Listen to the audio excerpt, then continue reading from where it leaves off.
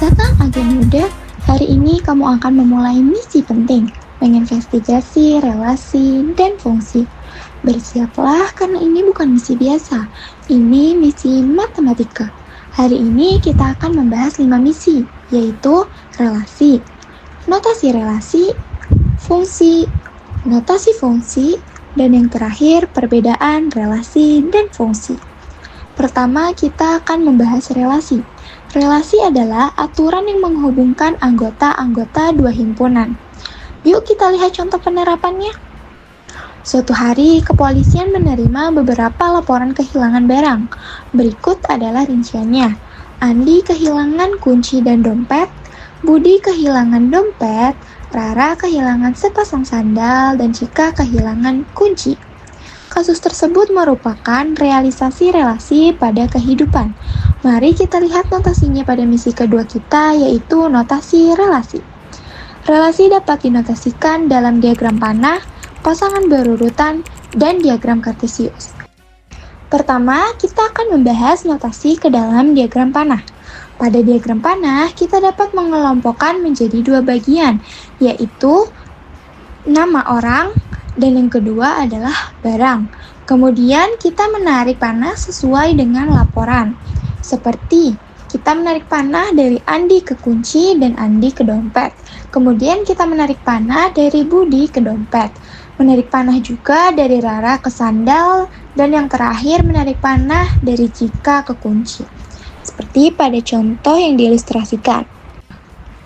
Kedua, ada pasangan berurutan. Dalam pasangan berurutan, urutan sangatlah penting, yaitu ditulis dalam notasi X, Y, atau nama, barang.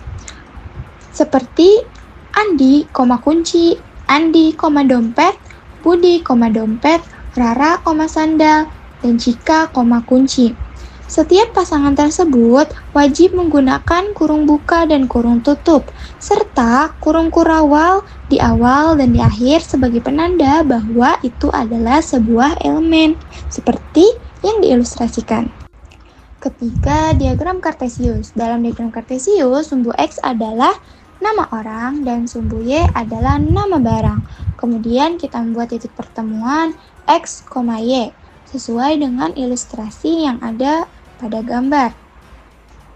Beralih ke misi ketiga kita, yaitu membahas fungsi.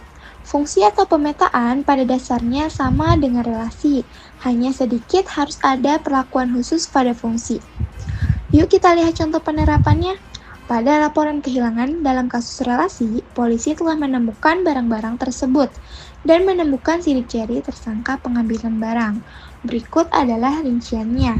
Sidik jari Rio ditemukan pada kunci, sidik jari Vino ditemukan pada dompet, sidik jari Caca ditemukan pada sandal, dan sidik jari Tania ditemukan pada kunci.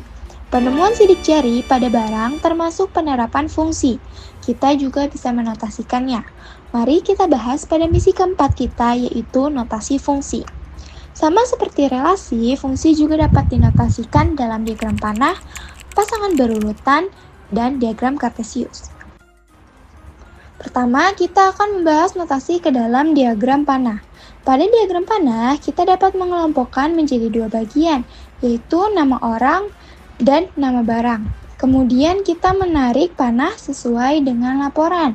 Seperti kita menarik panah dari Rio ke kunci, kita menarik panah dari Vino ke dompet, kita menarik panah dari Caca ke sandal, dan kita menarik panah dari Tania ke kunci. Seperti pada ilustrasinya. Kedua, ada pasangan berurutan. Dalam pasangan berurutan, urutan sangatlah penting, yaitu ditulis dalam notasi X, Y, atau nama orang, nama barang. Dan setiap pasangan wajib menggunakan kurung buka dan kurung tutup, serta kurung kurawal di akhir dan di awal sebagai penanda bahwa itu adalah sebuah elemen. Kita dapat melihat ilustrasinya.